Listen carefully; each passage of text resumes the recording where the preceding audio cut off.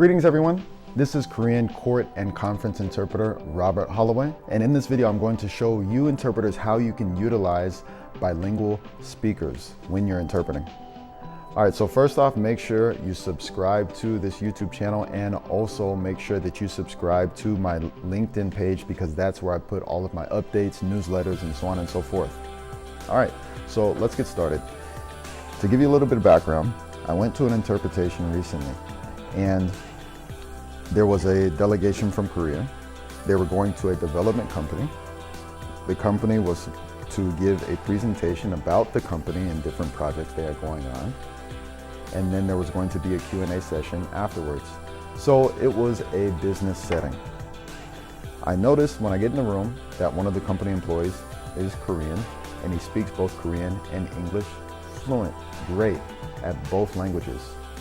Now, if you're met with a situation, what might you feel? Because there's a bilingual speaker?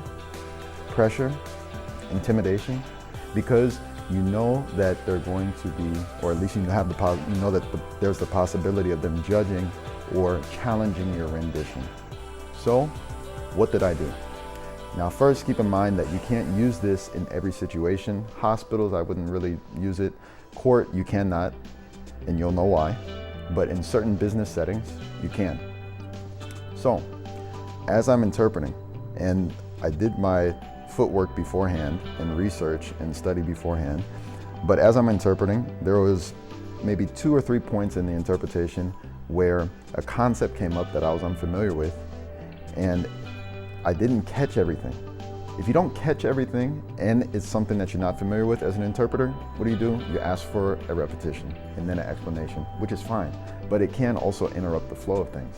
Instead, what did I do? I'm interpreting blah, blah, blah, blah, blah. When I come up to that concept, and as far as this tax incentive, I think Mike can be able to explain the rest. And then the bilingual speaker picked up the rest. And the flow of communication went very smoothly, seamless. The clients heard what they need to hear. There wasn't a negative interaction or kind of a pressure between myself and the bilingual speaker, and everyone at the end of the day got what they needed. Also, with that, if you can show through your actions just that you have the humility that you don't know everything about the company or you don't know as much as the bilingual speaker, the employee who works there, that's fine. You'll still come off as professional and you know what you're doing, and what's most important to you is the communication and the client hears what they need to hear. So that's it. Go ahead and try this technique.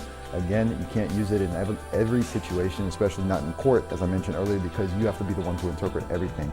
But if you have a situation where you can use it, go for it, bring the best results you can. And again, subscribe to this page, press the like button, and I'll see you on LinkedIn.